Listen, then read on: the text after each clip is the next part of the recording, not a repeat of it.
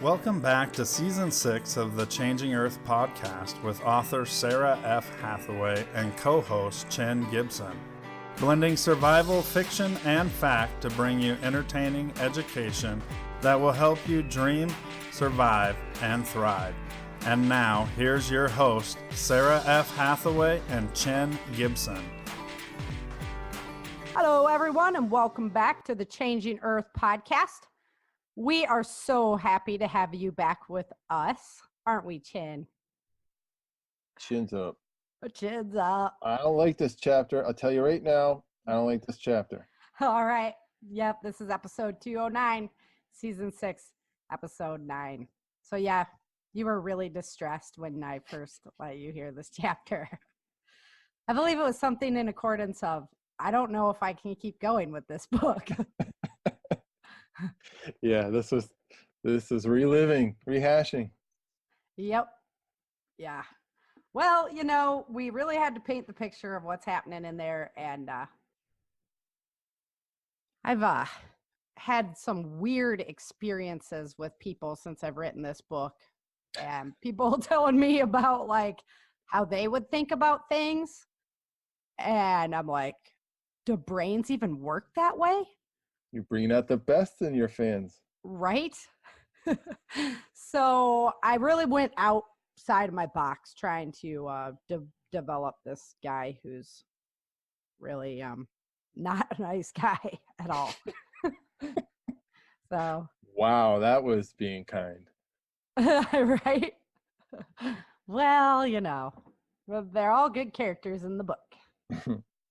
So how's the truck work going out there? I know you're doing some new stuff. My neighbors must think I'm just a crazy man.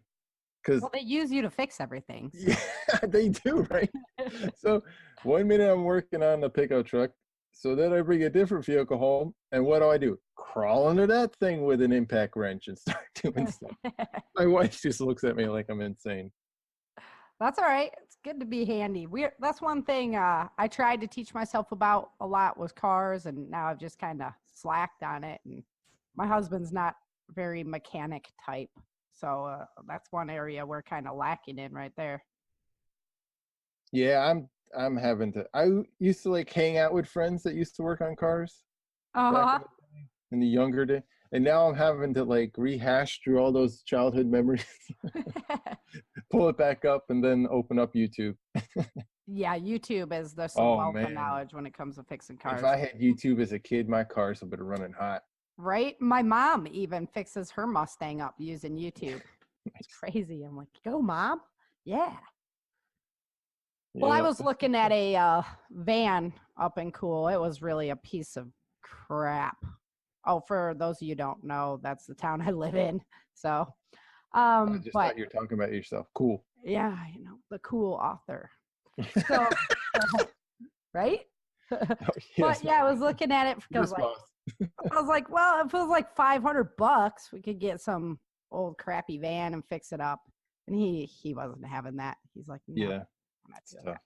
that. Yeah. I've been watching some government auction sites and cool stuff coming up on there, like cop cars and ambulances and stuff. Ironically enough, I just had a client on Friday who got a box Chevy truck that was from the government auction. Yep. And yeah, he's turning it into a full motorhome. And I'm like, oh, is it a bug out vehicle? He's like, yep. What's like, that? Oh, perfect. Yeah. Some people are like, what? When that happens, you just stop talking. So some people are like, yeah. And I'm like, yeah, I actually host a podcast. And they're like, wow, that's cool. So, little double marketing. There you go. Well, right now I'm still just working my butt off. That's going to be my story for about a year. And I'm getting the chapters for Hope on the Horizon laid down. And we've got into a little bit of debate over my new book. So there might be a couple edits before that one goes live. But yeah, it's fun. I always love recording. I actually get so into it that I'm like, no, you have to stop and do your other work. Yeah. I like reading my books. They're good stuff. But I'm an author, so I like writing more. That whole thing. I'm an author. I write. Yeah, you got to remind me of that all the time. So, yeah, you're all quiet on the air. You give me a whole bunch of stuff before the show, Oh, I'm waiting for you to read this chapter. though. Oh, yeah. All right, well, let's do it.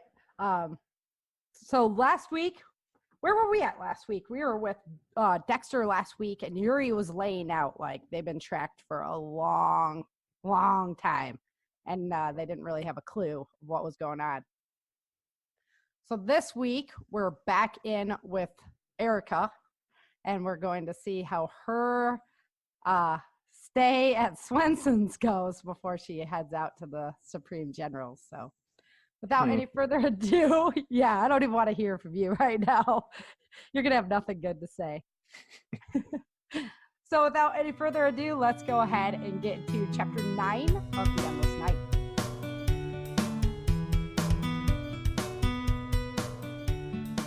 Chapter 9. The evening of September 14th. Erica watched the gates to Swenson's compound open in front of them. Feeling as gloomy as the foggy orange sky, she feared what fate would befall her. Traveling with Swenson had been a nightmare, but the prospect of spending days in the man's care was horrifying. All the warmth seemed absent from the world.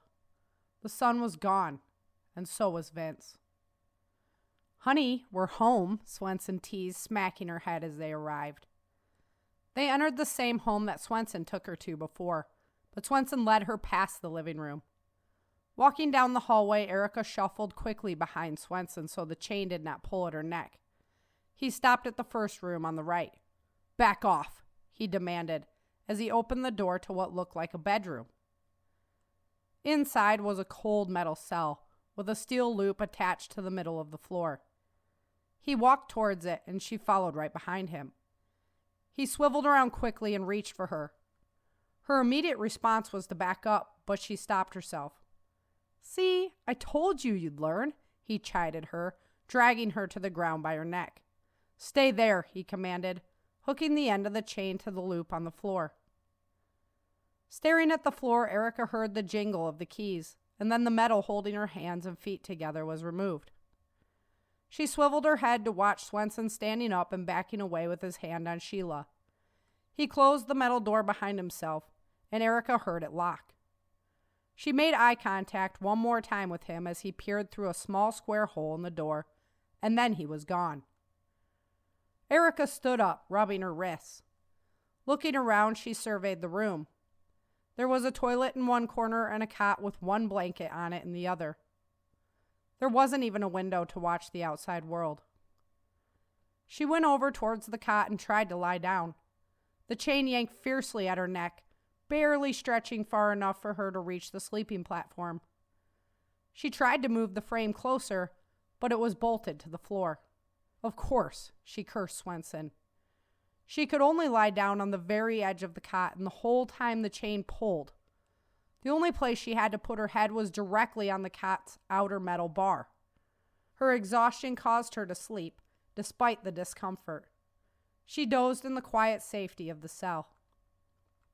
Erica awoke to the clicking of the locking mechanism.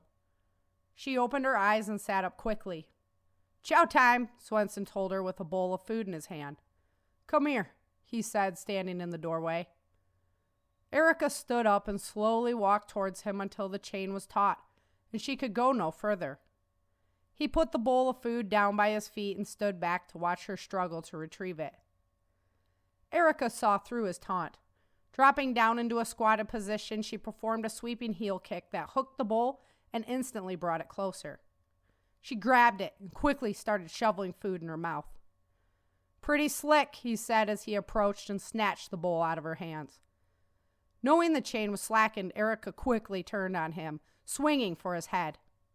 Swenson was ready for her. He snatched Erica's arm out of the air. "This is the thanks I get for bringing you food?" Swenson spat, shoving the bowl towards her face. He threw her to the ground and left.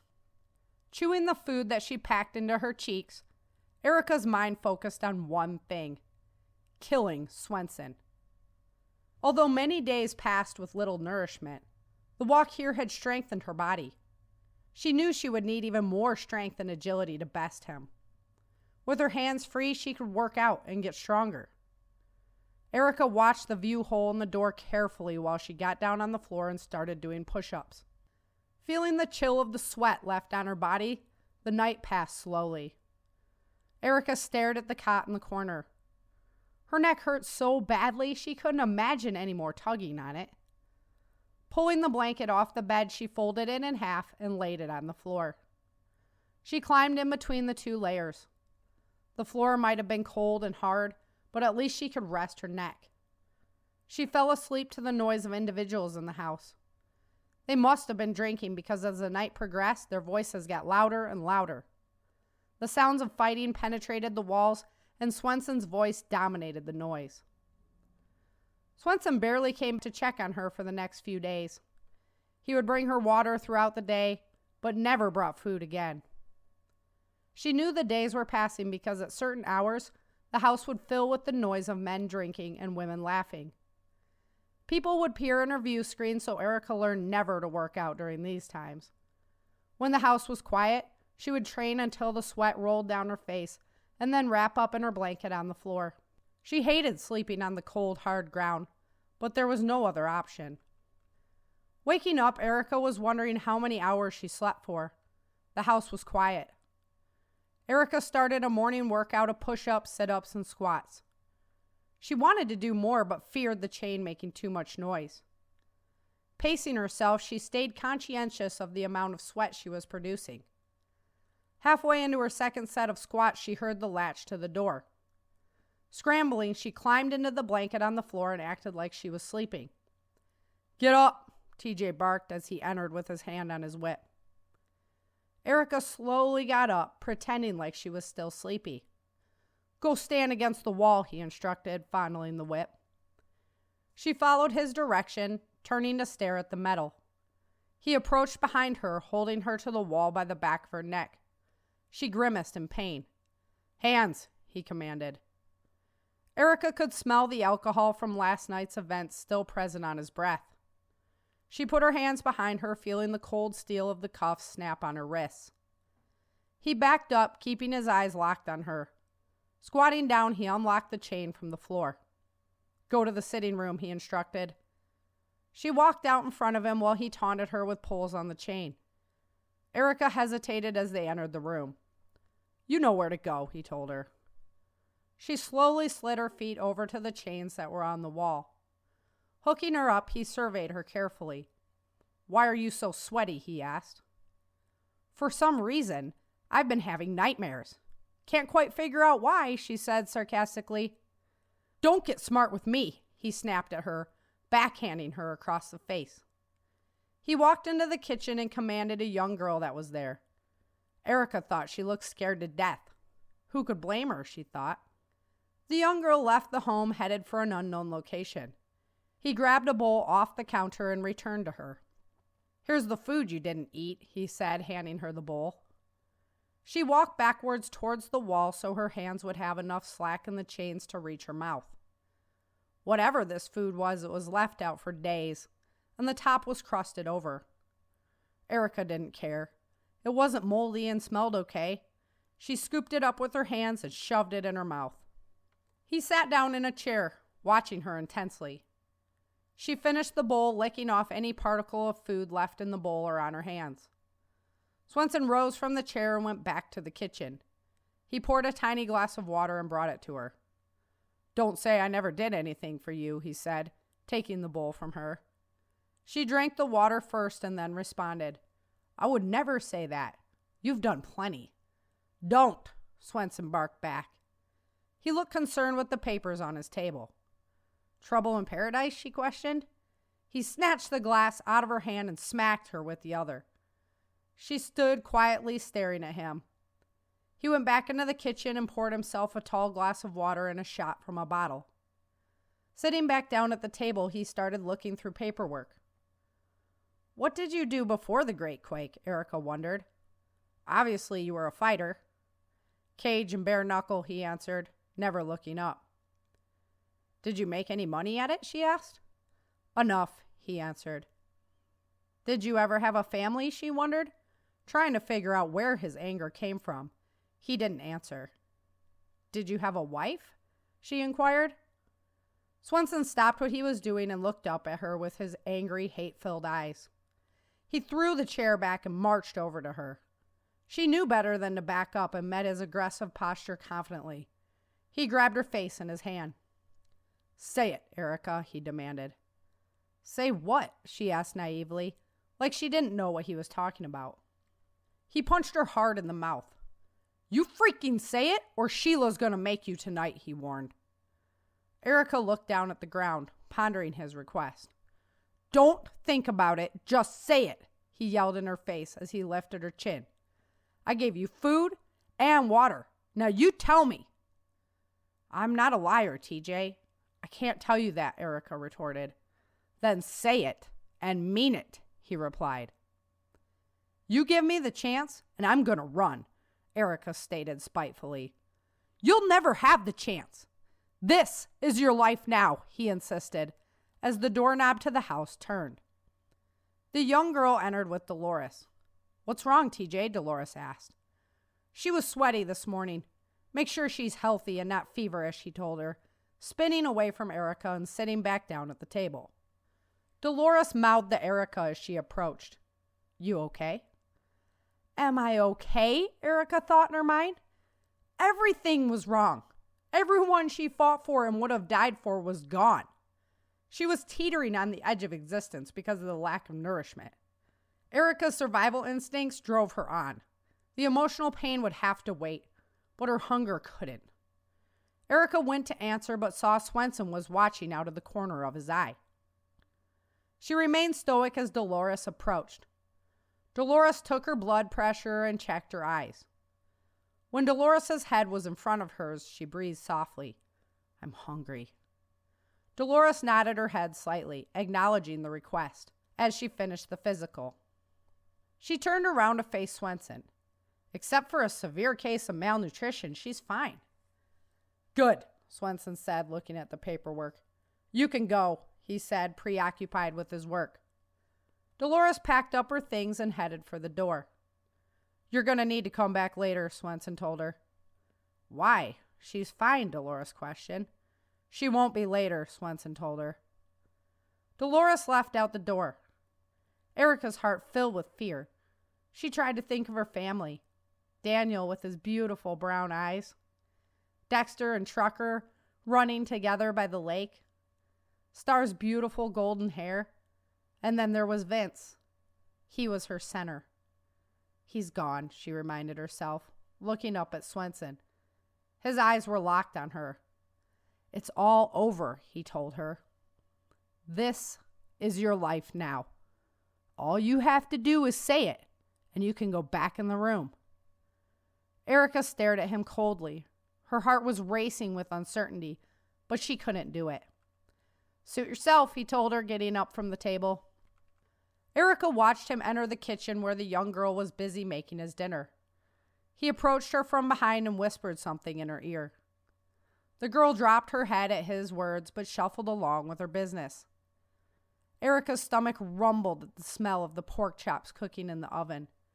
There was fresh green asparagus steaming in a pan and sweet potatoes waiting to be mashed. Erica's tummy growled fiercely as she watched the girl prepare 2 plates. When she was done, she sat and ate with him at the table, quietly picking at her food. Swenson devoured his plate and sat silently watching the girl finish hers. Take the leftovers to her, he told the girl. Erica couldn't wait for the food to be served, but she sighed as she watched the girl put the leftovers in a blender. All the delicious food swirled together into a grayish mass. She poured it into a bowl and brought it to Erica. Thank you, Erica told her, watching her move her long brown hair out of her face. The girl never even made eye contact with Erica. She just turned and walked away. Erica backed up in her chains and shoveled the slop into her mouth with her hands.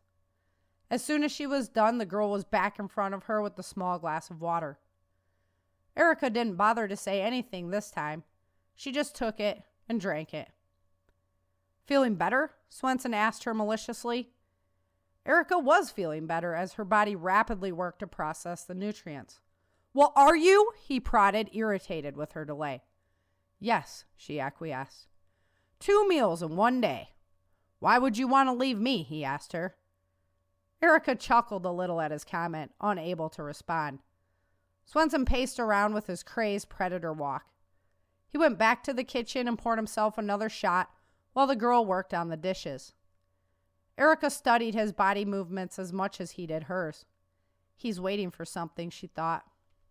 She knew he was working on something in his brain, and judging from his comments earlier, it probably wasn't going to go well for her.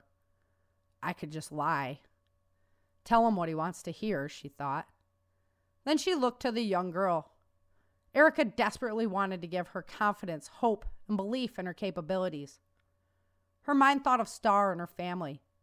I'll have to face them in heaven. What would they say, she wondered, setting her resolve even stronger. The door opened, revealing a dark outside world. Commander Gray, Bishop, Yuri, and a guy Erica didn't recognize entered. They were already drunk and greeted Swenson loudly.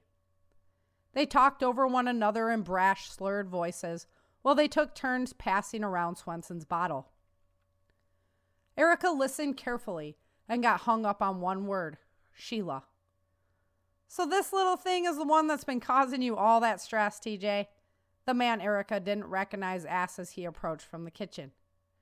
Chuck, I've been tracking that girl for over a year, and she almost escaped twice on the way here, Swenson explained, entering the sitting room behind the guy he called Chuck. This little thing killed Gerber and Serge, Chuck Laudner wondered. Erica thought he looked like he could be leading a biker gang. His long hair hung down over his tattooed arms. His voice was raspy, and he had a unique smell of body odor, gasoline, and alcohol as he approached to look at her. Erica backed away from him as he scanned her body up and down. Swenson's head snapped towards her. He was smashed. Storming across the room, he stomped over to her. Noting his mannerisms and the look in his eyes, Erica couldn't control her fear of him.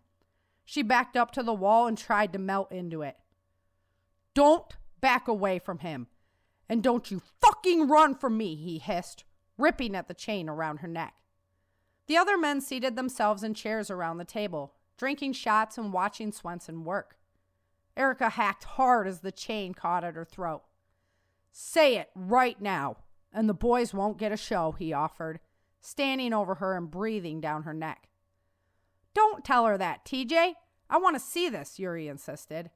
She won't disappoint, Yuri, he said, turning to the table and taking a drink from the bottle. He returned to Erica with alcohol on his breath. Go ahead.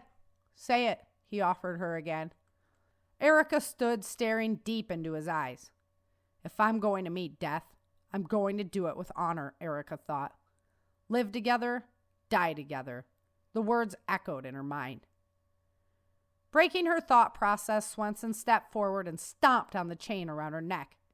Erica opened her eyes, lurching forward in agony. He unhooked her wrist from the wall while he pulled down on another chain that was hanging above her. Connecting her hands to the chain, he unhooked her feet from the shackles that were connected to the wall. Turn around, he commanded her. Erica stared at him defiantly. You're right, TJ. This is going to be good, Yuri laughed, taking another shot. Wait for Sheila, Commander Gray told him, smacking him excitedly on the arm. Turn around, Swenson insisted, pushing her body with his foot. Erica began to rock back and forth. She could only touch the ground with the tips of her toes, and Swenson easily forced her to turn. Now stay there. We wouldn't want to ruin anything important, would we? Trust me, Erica. You will say it, he professed. Erica hung, staring at the wall, listening to him play with his whip in front of the guys. Okay, Sheila. She's a tough one, so we have to be patient, he spoke to the whip, increasing the suspense. Come on, TJ, quit dicking around.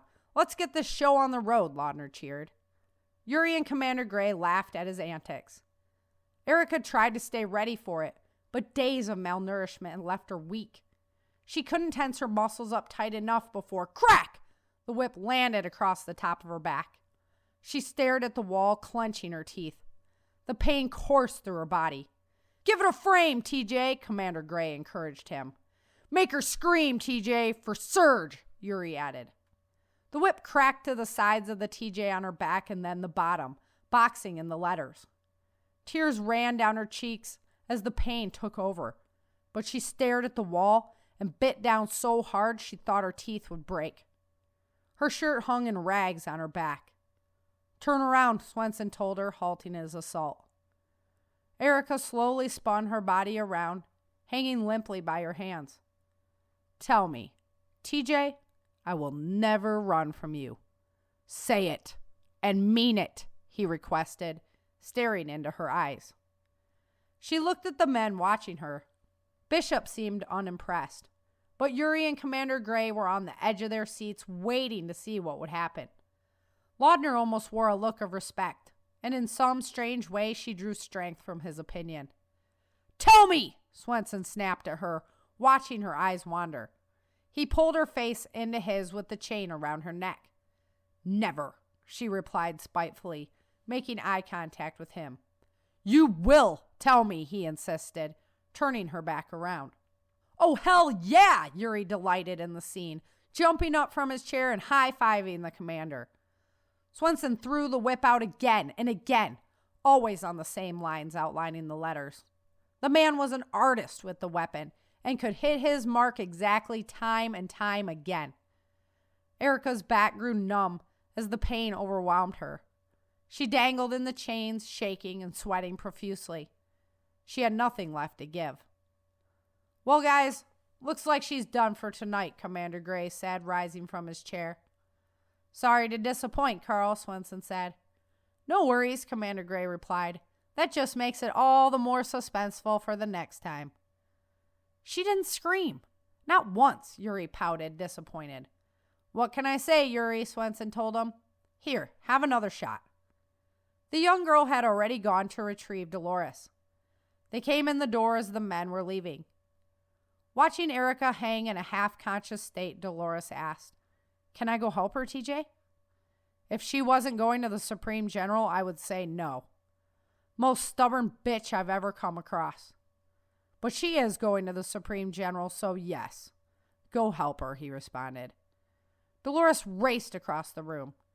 "Can I take her down?" Dolores asked. "Go ahead," Swenson agreed, coming over to stand over her.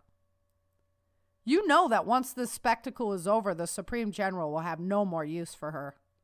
When that day comes, this woman will regret having been born.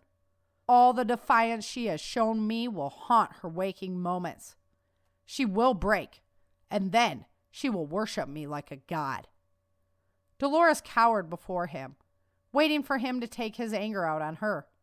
To Dolores' surprise, that moment never came. He stood above them, fixated on Erica. "Can I clean her up in the back?" Dolores requested, trying to turn his focus. "I'll take her," he insisted, wrenching on the chain around her neck. "Get up," he commanded to Erica. She willed her legs to work to relieve the pain from her neck, but her whole body throbbed. She rose slowly and stood weakly in front of him. Turning sharply, Swenson yanked her down the hallway to the back room and hooked her chain to the floor. Dolores followed Erica in and Swenson left them there. He shut the door and stepped away to the side of the view hole. The women couldn't see him, but he stayed near, listening closely. Erica lunged into Dolores' arms with the last bit of strength she possessed. Her breathing became erratic. She wanted to sob endlessly, but her body was too dehydrated to do so. "Okay, honey, okay," Dolores consoled her, softly stroking her hair. "How did I end up here?" Erica wondered. "He's been tracking you for over a year," Dolores told her. "Whenever he sent his men out to bring you back, they never came home. He finally went himself, and here you are." "He's crazy," Erica sobbed. "He took Vince." "TJ is a special kind of evil, that's for sure. Now let me have a look at you," she said, sitting down on the cot. "I can't sit on it," Erica pouted. "The chain doesn't reach," she continued, pointing at the chain on her neck. "That's okay. We'll sit on the floor, Dolores said, spreading the blanket out. Erica sat in front of Dolores with her back to her. How'd he get you? Erica wondered. Their spy network got word that we had Daniel's tech, Dolores told her. After you left for Vegas, Yuri, Serge, and Gerber showed up one night looking to have a good time. I didn't know they came to destroy the facility. My guards were no match for them, and they brought me, Alexis, and a few more of my girls back here. I'm the only one left. The girls were sold off in favor of clean ones, and I told you about Alexis. Guess I'm useful because I can patch you guys up. I'm not staying here, Erica insisted. What choice do you have? Dolores asked. The Supreme General wants you. He's remodeling rooms to keep you there. That doesn't happen. He only gets docile girls. Why does he want me? Erica wondered. Why didn't he just kill me so I could die with my family? I don't know, Erica. Okay, this is gonna sting bad. But the salve will heal those fast, Dolores warned, rubbing the salve on the marks. Ow, damn! Erica cursed, shaking her hands at the pain. You have to say what he wants to hear, Erica. Your family is gone. TJ will never let you go. I've never seen him like he is with you, and that's scary. He's drawn to you because he can't have you. Yet, Dolores explained. Erica looked back at her curiously. He's right about one thing. The Supreme General always grows tired of women and wants new ones. Always, Dolores confirmed. Once you've served his purpose, you'll belong to TJ. He would never let you go now. He already marked you against the Supreme General's order, Dolores informed her. Don't think he didn't get in deep shit for that, but he doesn't care. The Supreme General values TJ's services too much to be able to control him. Nobody can. Trust me, you need to tell him so he'll stop, Dolores urged her. Erica didn't want to hear what she was saying, but she valued her company so much. She curled into Dolores' arms and Dolores held her tightly. You two done talking about me in there? Swenson asked them, appearing at the view window. He opened the door. Come on, he told Dolores. Erica crawled into her blanket on the hard floor and fell asleep. She dreamed of the weekend in Minnesota when she went ice skating with her family. Vince had secretly been collecting skates in just the right sizes. Erica soared carefree across the ice, slowing down to help Daniel get his bearings. She laughed at Star fumbling on the slick surface and laughed even harder when Dexter ran into her and they both fell down. A cool splash of mist washed over her as Vince came to a stop, looking into her eyes. Don't worry, I'm right here, he told her. I'm still with you. Opening her eyes to the bleak reality, Erica cried muffled, tearless sobs of sadness. The cream Dolores had applied numbed the physical pain, but Erica wished Dolores could do the same for her brain. There was no escape. This is my world now, she repeated Swenson's words to herself.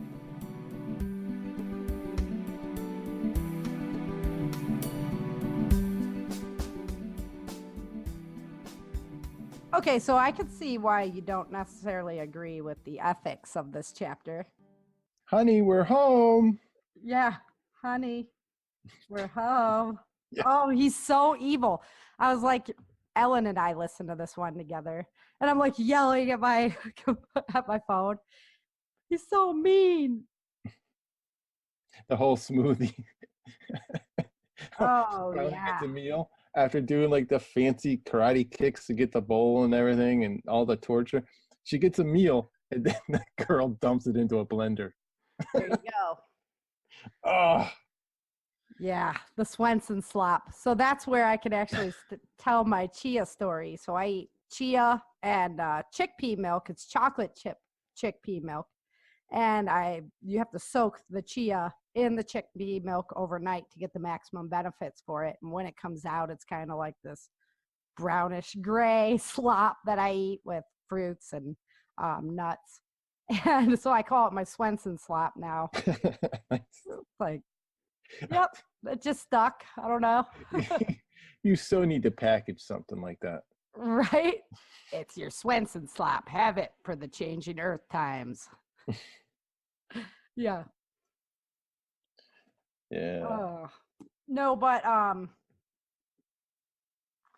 Erica's doing her best to stay in shape, even when she's locked up. So she gets kind of busted there. Why are you all sweaty? Yeah. Well, I don't know. For some reason, I've been having nightmares. I can't. That was a good cover. Right? I like that one. Uh-huh.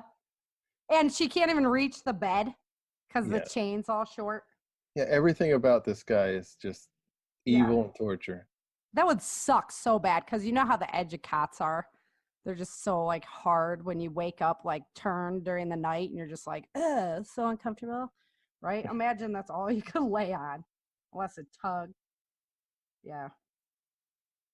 It was interesting how she started like interviewing him, finding out some of his past, right? Right? Exactly. I wanted to kind of elaborate on the character a little bit. No, that was cool. I'm like, get a little glimpse there. Yeah. I don't do that too much in this book, but we'll have to see what the future holds there. I heard some cool guy had mentioned that you should do a book on just him. Yeah, I know. That one's going to come. I got to get 8 done first because I'm just geared in for the end of the story. Yeah. And then I'll do the other one. But yeah, Erica won't tell him, that she won't leave. It's just nope, over the threshold. Well, she talks back enough, but she just won't say that. I mean, that girl, she's always saying something to get smacked. I don't know anyone like that at all. It's actually just fun for me to poke the bear all the time, no matter what the consequences are. I have more joy poking the bear than I do, like, I don't care, consequences. Freud would have so much fun with that. Right? Yeah, and then so it's like the big party, all the guys get together to those guys suck. Those guys suck so bad. All I want to say, can I say that? Yeah, you can say that. Me out? Are you bleeping me out right now? Because my emotions are raw. That whole scene with all those guys sitting in that room and the woman getting crapped on is just... Well, that would happen in real life. Come on, with no laws and stuff. Well, in real life, I wouldn't be happy either. Right? Fair enough. Yeah, I totally agree. And that's why good guys like you are, what keeps our society buckled in the right direction. Blood was boiling again listening to it pre-show. Yeah, just so the listeners know that. So I read the book and all this other stuff, and now I have to relive it before every recording again. Yep. I reread them all the time because I gotta remember, what happened. And yeah, and then at the end, Dolores comforts her. She gets some comfort from Dolores, little. Are you guys done talking about me yet? Yeah, right? That was funny.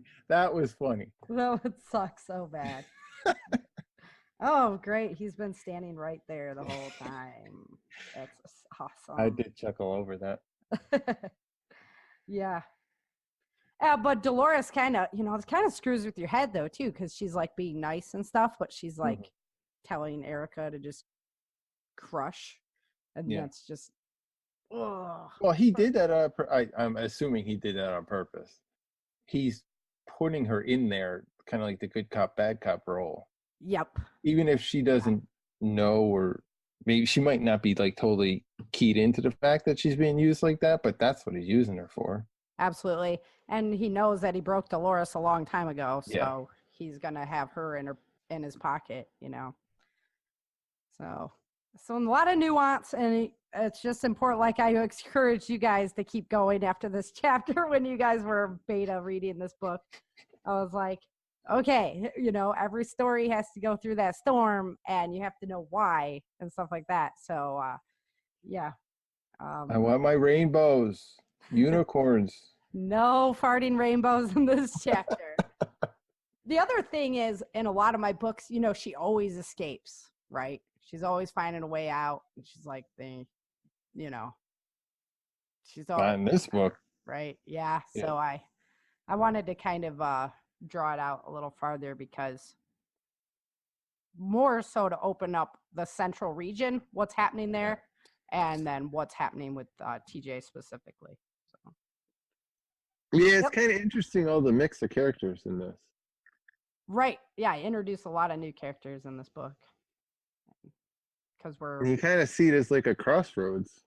Mm-hmm. Kind of, like a old West crossroads kind of town. Yeah, the whole central region is just kind of the Nazi area, the socialism area. I mean, it's just full control of work for the man, basically. All right, so let's get down to business today. We're focusing on a topic that I know very little about, and that is. Well, let me keep you informed on this then. Yeah, right. I'm gonna be picking your brain here, pretty heavy. So, physical fitness. That's one of the things that Erica's still focused on, even when she is locked up and everything. And I have to say, absolutely, I'd be in the same position, because when you work out, your body physically creates positive endorphins, and it brings your mood up. So as difficult as it is to get going sometimes. Can't you do that with chocolate? No, well, you can. I think that's a different kind of mood it's bringing up, chocolate. So physical fitness is absolutely essential. It's just essential for body and mind health. And I can't stress that to everyone enough, how important it is. I'm really saddened when we go out to a lot of the survival conventions and things like that, because I see so many overweight people, and everybody's buying stuff. And that's great. And I'm glad you're well supplied and everything. But in the meantime, like, how far are you going to go? Is the reality of it. Yeah, so the optimist in me is, I kind of hope that they're starting to see the light and they'll make changes, because they really, like you said, it's not all about the stuff. No, they need some stuff, but you're not going to be able to use or get to your stuff if you can't be mobile. That's so true. And even things, it might be a physical debilitation too, from like a gunshot wound, or you're in the wrong place at the wrong time. And James Yeager was one that actually got me really thinking about it. He's like, your tourniquet should be on you. Mm-hmm. Yep. Because you can't go get it if you're shot in the leg, I'm like, oh yeah, fair enough, right? So I mean, just being physically strong in every way is going to make every situation more survivable.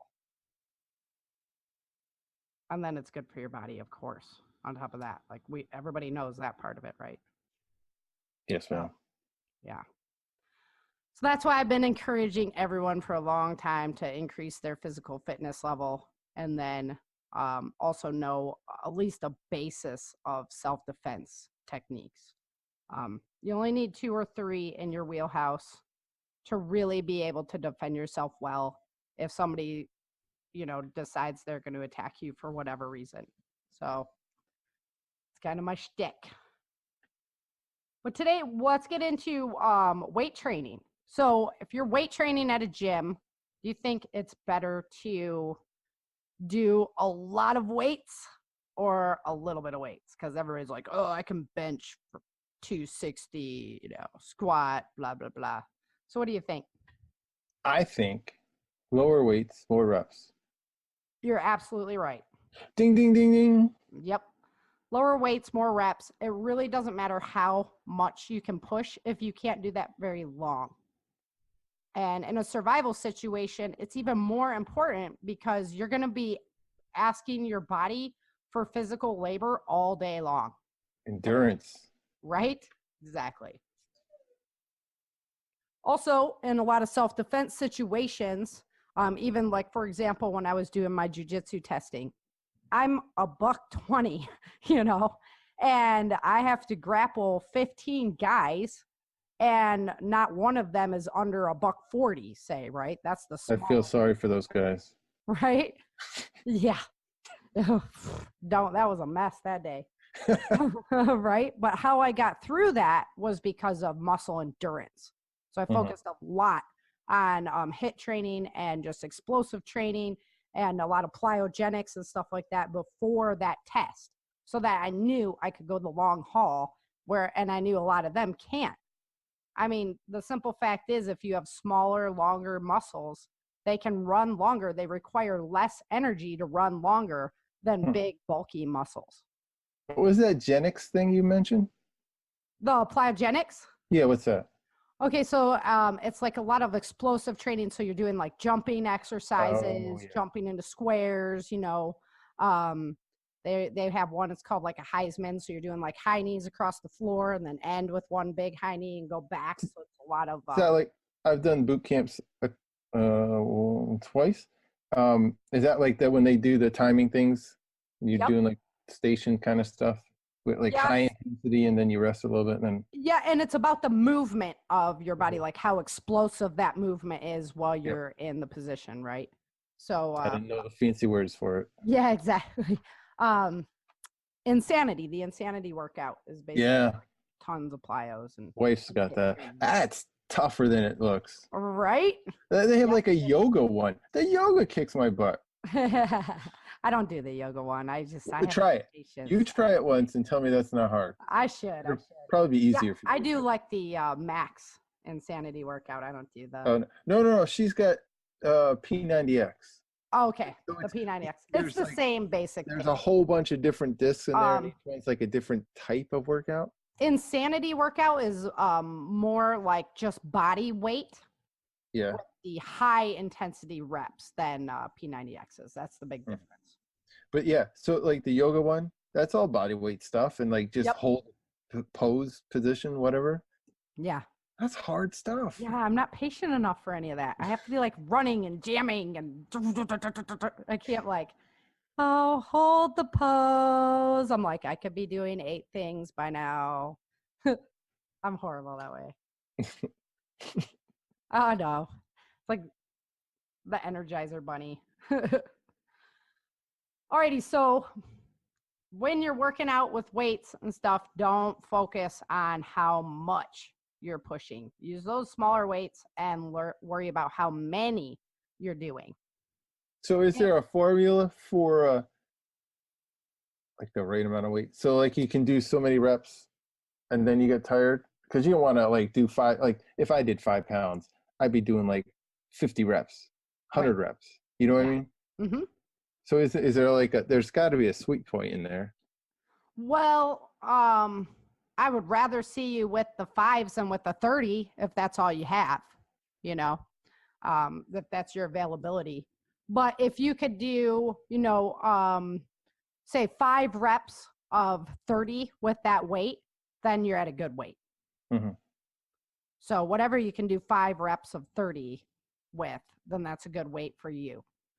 And then I wouldn't worry so much about increasing the weight. I would worry about increasing the amount of reps that you can do. I had a guy, so I had trainers and they would have me, like if I think it was like 2 weeks, if you could do 2 weeks of the same, then they would up you. Mm-hmm. Is that right? Up your repetitions. Yeah. Sure. No, and up the weight. Yeah. See, I would change the exercise. Oh yeah. Right. So there's a lot of different ways that you can work the different muscles. So I would change what exercise you're doing, and then you're going to be working different, angles of that muscle, and then come back to the exercise again on another day. That's kind of the benefit of the free weights, isn't it, over the machine things? Because your muscle actually has to control the weight as well as do the exercise. Right. And there's so many body weight exercises that really I would focus there. I would say everyone should focus there on body weight exercises, just doing push-ups, backward, the tricep push-ups, just doing different squat exercises and lunge exercises with your legs and your own body weight, instead of worrying about putting extra weight on top of that, because it can be so much stress on your joints. And one thing we don't want to do is work out so hard that our joints start failing, because that doesn't help you either. Right? Mm-hmm. So it's really important. That's why, diet and the nutrition comes into line. But also, I was doing all of my martial arts plus the insanity workout and hiking with my 60-pound backpack on my back going up and down hills.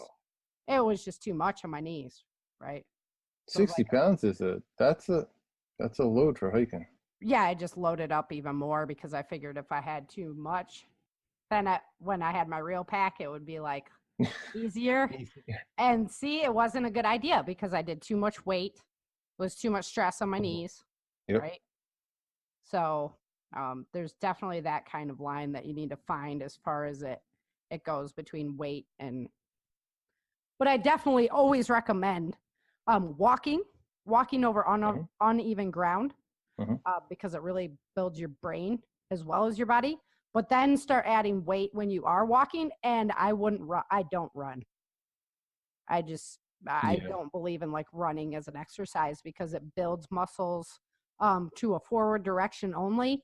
It can be really hard on the knees and really hard on the lower back. So I'd rather see you walking with weight than running.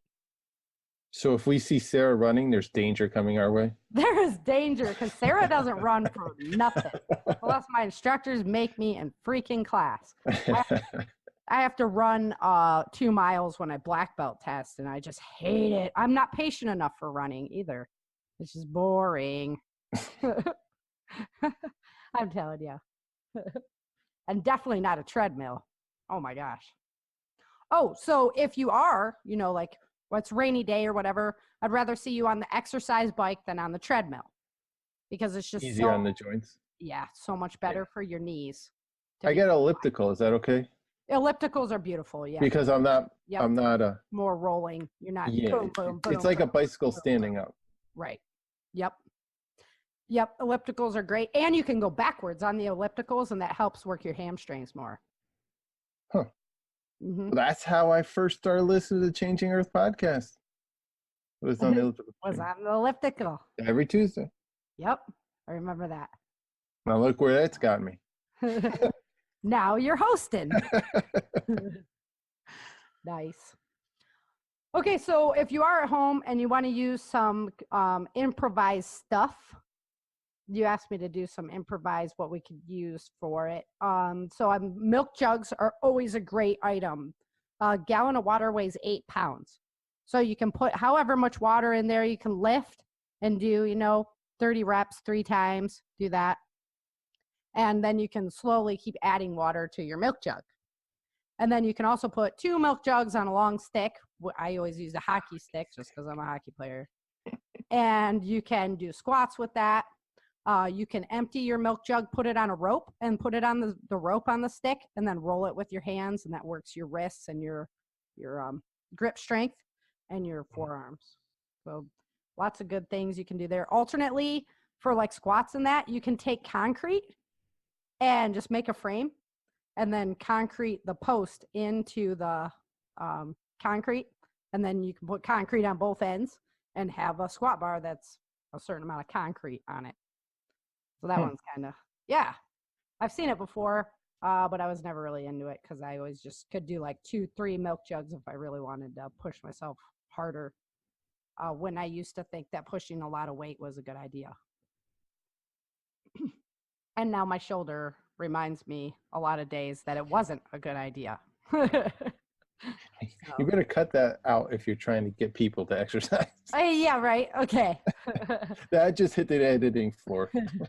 The other thing you can use, we stack and pile a lot of firewood in firewood season, right? So we do the assembly line toss and stuff like that. And so you can just use wood, and it's a really great way to do that. Heats the body twice. It does. It really does. Unless it's raining and really cold out when you're trying to harvest it. Okay. Always start slow, but go. You have to just do it. You have to really do it. You have to force yourself. You have to have your own inner Sergeant Bennett. And you can be darn sure I have my own inner Sergeant Bennett that's yelling at me all the time to keep going. So, a lot of times where I put my mental status is like, think about if you had to protect your family right now. It pushes you that much farther, So it makes you that much stronger is if you had to walk out your door and protect your family, are you going to be strong enough to do that? And that's usually what gets my few extra reps, things like that going. Mm-hmm. Always listen to your body, though. As you age, you will learn if you don't listen to your body, it's not going to like you very much. So always listen to your body. I can tell you for sure. But don't over listen to your body. Some people might listen to their body too much and be, sometimes you have to push yourself through some things. For example, in sparring or something, you get kicked in the head, you get Charlie horses, so you get, you kick other people with your feet and stuff like that. And sometimes you got to just suck it up and keep going. So, but if it's in a joint issue, something like that, pay attention to what your body's telling you so you don't tear anything. And my advice there, which you're having a problem with this week, Chen, is get a trainer to help you. And I'm not saying like a physical trainer like in the gym. That's great. A mental trainer? Yeah, that's great if you want to. I'm talking like a kickboxing school or someplace where you can go to learn self-defense, because you might as well get physically fit while you learn self-defense. It just makes sense. There's no sense in doing two when you could just kill two birds with one stone, right? Multitask. I hear you. Yep. And they have beginner classes where you can start out with all the other beginners. And guess what happens there? With all these little third graders. Hey, some of them are. Sometimes in our martial arts, yeah, it's like all kids with like one adult, and it happens. But you know what? I have respect for every one of those adults that comes out on the floor. Parents who, put their kids into the program and realize, I can do this. Why am I sitting here on the sideline? Right? So respect to those people who get out there 100%. And I encourage everyone to, for a few reasons. When you commit to something like a school, there's somebody that's there that's expecting you to show up, your instructor, right? They're like, hey, we're expecting you to show up to this class. So you're like, oh, you're at home. You're like, oh, I don't want to go. Oh, yeah, but they're expecting me to be there. That helps you actually get there. Another really cool thing happens. You're with other people that have like goals. So the community forms, and nothing really forms a bigger bond than working together. Than pain. Right? It is. It's true. You're all struggling together. You're all putting in the hard work together. You're all sweating together. And, it really forms very cool social relationships. And in my opinion, it's something that we're very much lacking nowadays. Everybody's tied into their phones and into their technology and sitting at home. So it brings you into a community of people that have like goals like you. And then as you form those friendships, they expect you to be there. And so that's even more of a reason for you to show up. And then what happens is you have a bad day one day and you come in and you're not feeling so great, but you force yourself to be there because you knew everybody be asking about you. So you showed up anyway. And now your friends are there to go, hey, how was your day? Let's talk about it. And you have that social community. And then you get the positive vibes pumping from the workout, and you end up leaving with a smile on your face. So it's an amazing thing that happens. And that's why I really encourage people to go out and find that community. There's so many out there, and you'll find one in your area that's right for you. So I'm going to pick on you now, Chin. I gave you a homework assignment, and you didn't do it. I found apps on the phone for you. Yeah, apps on the phone. Yeah, that's why I was so perturbed about it. I'm like, really? Apps on the phone? Darn it, Chin. Right? And it was too hot this week. Oh, you could have Googled it on your computer and just given me like 3 that are in your area, and we could have talked about like. I was under the car doing stuff.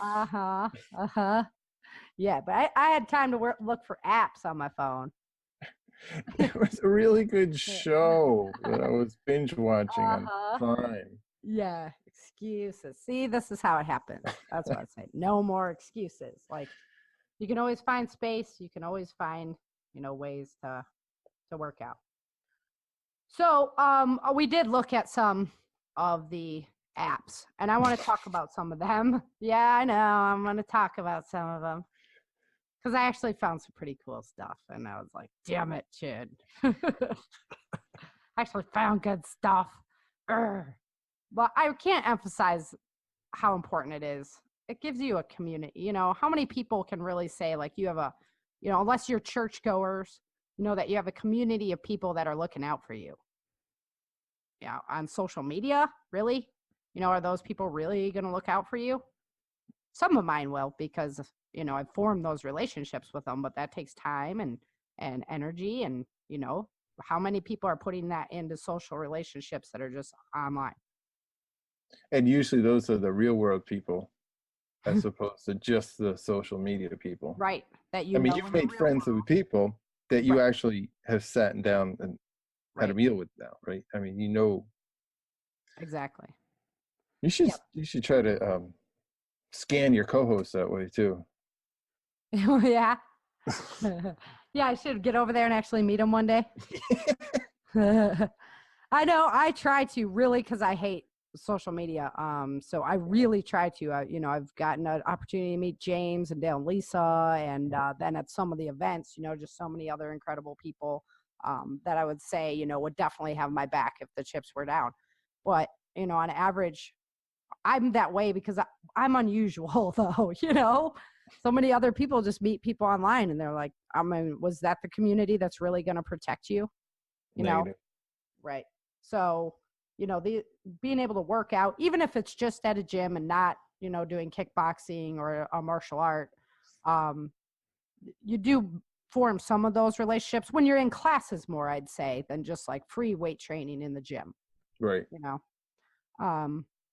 So that would definitely be my word of advice, is get into a class if you want to start there, and then get into a martial arts school or kickboxing school, someplace that's going to teach you self-defense as you improve your physical fitness. Well, let's talk apps. We got a few minutes left. Okay. So I did find some cool ones. I like the 30-day. So I'm on an Android. I think you're on an iPhone. Yes. Right? Okay, so I did like that 30-day fitness challenge. Yep. It's a great place for people to start. So, like, if you've been sitting on the couch for a long time, you need to start walking, first of all. And then the 30-day fitness app has a lot of good generic exercises to get, it's just your run-of-the-mill exercises. They do have, like, you can get a training program if you pay so much a month and everything. I never do stuff like that. So, if you want to do something like that, go for it. But you don't have to do that. And they still have, like, the good, just work on your own type exercises. Which one did you find for the iPhone? I have it Point Fitness Point or Point Fit.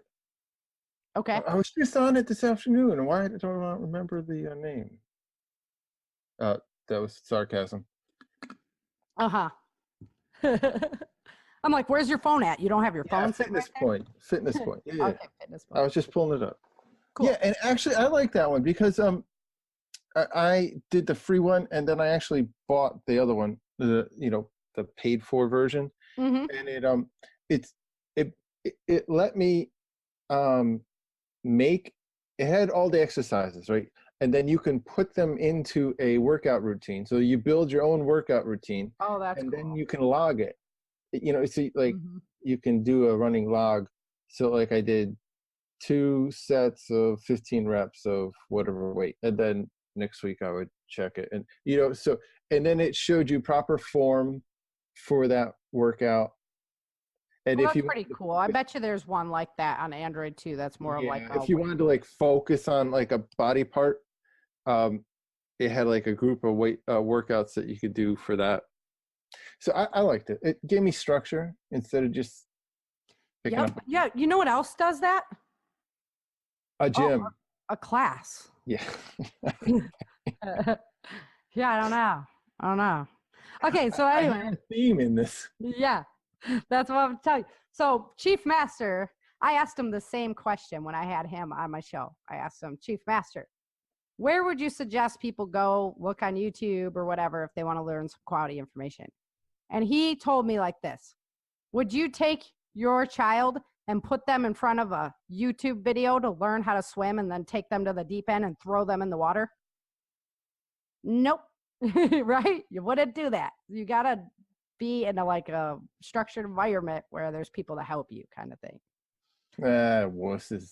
Uh-huh. There's the deep end. Okay, so I found another one though. And these are some of the ones that I actually downloaded and I'm going to be studying myself. So this is where I go. Krav Maga. They have yeah, Krav Maga. They have a app on the Google Android, and it's actually pretty cool. It has a lot of information. It's mostly just like linking you through to YouTube videos on how to do stuff. So I mean, I'd much rather see you in a structured environment than just learning to do it on your own and like trying to figure that out. But if you have a partner and stuff like that, you can learn together. And then if you're already, kind of skilled, you'll be able to pick up this stuff really easily. Okay, and then the other one I liked was there's a kickboxing app. And yeah, so that one was pretty cool. And it starts at like the beginning and just how to do like all your punches and all your blocks and stuff like that. And then it runs you through a program. So it's kind of like Insanity. You would watch your phone and what the guy is doing on it and follow along. And then it records everything that you're doing and stuff and walks you from a beginner program up to a more advanced program. And you can do like a workout generator. There's recipes and stuff in that one. So that was pretty cool. And then I got a Mastering Taekwondo app, which is like same thing. It walks you from like white belt all the way through all the belts. And I was like, this is pretty cool. So I have to check that out some more. But yeah, all the different kicks and exercises that you can do for that. So that was pretty cool, actually. So I was like, darn it, Chin, because I actually found really useful stuff that even I'd use, like if I'm at home and I just want to do a workout real quick. Usually I kick my own butt much harder than any instructor does. But, the other thing about a class, there's competition there. Right? So, I mean, everybody kind of has that little competitive edge in them, don't they? You saw yourself going down that I'm saying that the apps are okay, and then you had to pull yourself right back in. Yes, sir, I did. The energy of her scene. And the other thing about a class. Yep. Let's peel away from that. That's right. You got somebody to compete against. Yeah. You got other people there. It's just really worth it, telling you. But the apps are pretty cool too. And if you're I'd rather see you doing that than nothing. But like I say, why not do an app or something like that where you're learning how to punch and do all those skills instead of just putting muscles on, keeping muscles in shape. Both are good. Both have a place, but do both, Alrighty, so you got any questions for me? In that Krav Maga, isn't that more like a conservation of motion kind of stuff? No, kind of, but it's the Israeli military fighting style. Yes, so it's a very effective, like a street fighting kind of neutralizing situations quickly. Yes. That's the one that's intrigued me the most. Yeah, it's really good. Chief Master that I train under, he has done Krav Maga, so he or Krav Maga, whatever, however you want to say it. So he teaches me a lot of that stuff on the side, when he's pushing me to new areas of my skills. It's your little treat to keep you. Yeah, to keep my mind on board. Yes. Yep. And I don't want to think. So he's like, go through everything that you know. And I'm like, now I have to think. Are you serious? Can you just tell me what to do and I'll do it, please? This is the one place I don't want to think at all. I just want my body to just die. So Yeah. But no, there are lots of good stuff on this app for Krav Maga, however you want to say it. And the kickboxing one, like I say, really great intro to getting you just moving and learning the different punches and kicks and things like that to defend yourself. So great stuff. Alrighty. Well, I think that's all the time we have for today. I think we went over a little bit actually, so we better shut her down. Yeah, I know you'll just block out all the app stuff. Yep. Cut it down on time. Chop, chop, chop. Gone. Alrighty. Well, thank you guys for listening. Thank you so much, Chin, for coming on. Man, My pleasure. Such a help to have you helping out with the show. I don't know how I'd be accomplishing. Well, I wouldn't be accomplishing everything without you. So I appreciate it. Good stuff. Yeah. And thank you to the subscribers as well. You guys are rock stars, and I'm going to have some big subscriber news coming up in the short future. So stay tuned for that. And until next time, remember, dream, survive, thrive. Thank you for joining Sara and Chen for this episode of the Changing Earth podcast. Don't forget to pick up your copy of Day After Disaster, Without Land, The Walls of Freedom, Battle for the South, Dark Days in Denver, and The Endless Night at www.authorSarahFHathaway.com. If you love the Changing Earth series and podcast, become a supporter while you're there. Then head over to iTunes or Amazon and let everyone know by leaving a review.